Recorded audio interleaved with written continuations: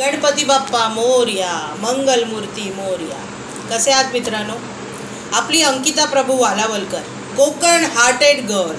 काल तिला तुम्ही एव्ही पाहिलीच असेल. त्यात बिग बॉसने तिला बिरुदावली दिली. तिला एक शाब्दिक बिरुदावली म्हणतात ना ज्याला, ती दिली. काय दिली तर महाराष्ट्रीयन हार्टेड गर्ल. म्हणजे हा केवढा सन्मान आहे तिचा. ह्याचाच अर्थ की तिने आज फक्त कोकणातल्या नाही तर पूर्ण महाराष्ट्राचं हृदय जिंकलं आहे, काबीज केलं आहे. अशी ही अंकिता वालावलकर. पहिल्यापासून चांगलीच खेळली ती, त्या बाबतीत काही वाद नाही. बुद्धी तर तिच्याकडे खूप आहे, म्हणजे बुद्धिमत्ता अफाट म्हटलं तरी चालेल. पण काय होतंय ना, त्याचा वापर करताना कुठेतरी कमी पडते ती, असं मला वाटतं. त्याला रिझन म्हणजे तिचा स्वभाव असू शकतो किंवा कुठेतरी तिचा एकलकोंडेपणा.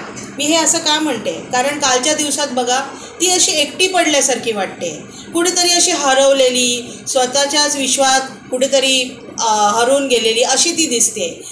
मी एक असं शॉट दिलेला की तिकडे ती बसली आणि काहीतरी बडबडते. ती देवाचं नाव नव्हती घेत, ती अशीच काहीतरी म्हणजे अशी कुठेतरी बघत काहीतरी बडबडत बसले. असं का होतं आहे तिचं? तिला हा इन्फिरिटी कॉम्प्लेक्स येतो आहे का?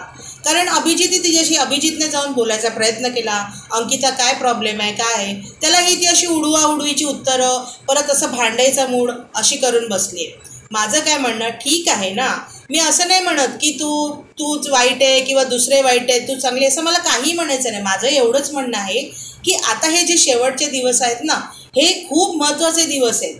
तू एक एंटरटेनर म्हणून किंवा इन्फ्लुएन्सर म्हणून आत गेलीस, आता तू एंटरटेन का नाही करत आहे? कर, लोकांना तुझी तीही बाजू दिसू दे. मालवणी भाषा, कोकणी भाषा, एवढी गोड भाषा, मालवण कोकण एवढं छान सुंदर निसर्गाने नटलेलं, ज्याला म्हणजे काही उपमाच देऊ शकत नाही. आणि ती भाषा इतकी रसाळ, जशी शाळेतली मलाई तशी ही भाषा अशी वाहते, मालवणी भाषा. मच्छिंद्र कांबळी याने एकेकाळी वस्त्रहरण गाजवलं. कशामुळे गाजवलं? त्यांच्या नाटकामुळे नाही, त्यांची ती भाषा, त्यांची ती मालवणी भाषा, त्यांचं ते देवाला घालायचे गाऱ्हाणे, हे जे सगळं आहे ना, हे बघून लोकांना अक्षरशः म्हणजे इतके वेडे झालेले वस्त्रहरण बघायला. आधी त्यांचं जर नाटक लागलं ना, कोणी जर केलं तर तेही चालेल, सुपर डुपर हिट. आणि अंकिता, तुझ्याकडे हे एवढं चांगलं देवाने दिलेलं देणं आहे, तू मालवणी बोलत आली सतत शोमध्ये आणि ते खूप सुंदर वाटत होतं, म्हणजे ऐकायला अक्षरशः मस्त वाटत होतं. आता तू का अशी शेलमध्ये गेली आहे? नको जाऊशी नट शेलमध्ये, बाहेर ये. अजूनही खूप तुला करता येईल, तुझ्यामध्ये ते पोटेन्शियल आहे. एकेकाळी निकीला शाब्दिक भिडणारी पण टास्कमध्ये कधी न भिडलेली अशी तू अंकिता. एकदा निकी तुझ्या समोर उभी राहिली टास्कच्या वेळी, तेव्हा तू खूप चिडली.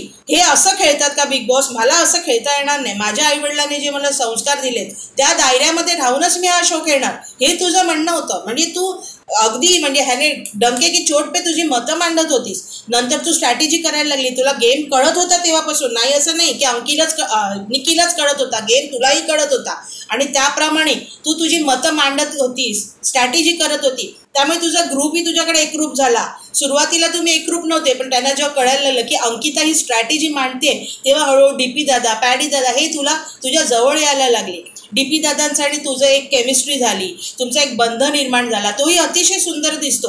मग आज तू एकटी का राहते? आता सगळ्यांशी बोल, सगळ्यांशी अशी म्हणजे अशी राहू नको की मला असं बोलले, मला तसं बोलले. सोडून द्यायचं असतं ग. जीवनात पण असंच असतं ना, आपल्याला हाताची पाची बोटं सारखी नसतात, सगळीच चांगली माणसं नाही भेटत.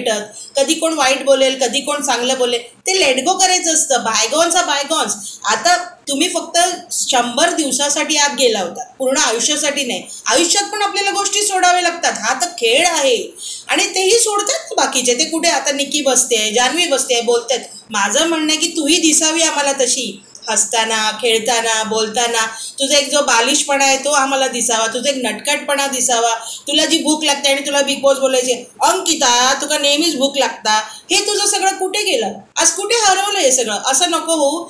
तू कोकणची चेडू असा, तू पुढे येऊन खेळ, तू चांगली खेळ, हे माझं म्हणणं आहे. लोकांना दिसू दे, कारण आताच तुला वोट्सची गरज आहे. तुला वोट्स येत आहेत मला माहिती आहे, पण अजूनही येऊ दे, हे माझं म्हणणं आहे. आणि जर ते तुला खरोखर हवे असतील, पुढे ये, कमॉन, बकाप सगळं विसरून जा, सगळं सोडून दे, बिनधास्त राहा. जशी आपली कोकणी माणसं कशी काळजात त्यांच्या म्हणतात ना भरली शाळी, सगळं विसरून ते सगळ्यांच्या चुका पाठी घालून पुढे जात असतात, आपली कामं करत असतात. अतिशय कष्टाळू माणसं ही माणसं, तशी तू आहेस. आणि तुझं ते कष्ट दिसू दे. तर आता तुला कष्ट कसे दाखवायचे? टास्क वगैरे सगळं झालेलं आहे. आता तुला थोडं एंटरटेन करायचं आहे. तुझ्या ज्या स्वभावातल्या काही शेड्स आहेत चांगल्या त्या दाखव लोकांना. तू कशी चुलबुली आहे कुलबुली आहे ते दाखव लोकांना. लोकांना मजा वाटू दे की ही अंकिता, अशी ही अंकिता जी इन्फ्लुएन्सर होती पण तिने एंटरटेनिंग तेवढंच केलं लोकांना.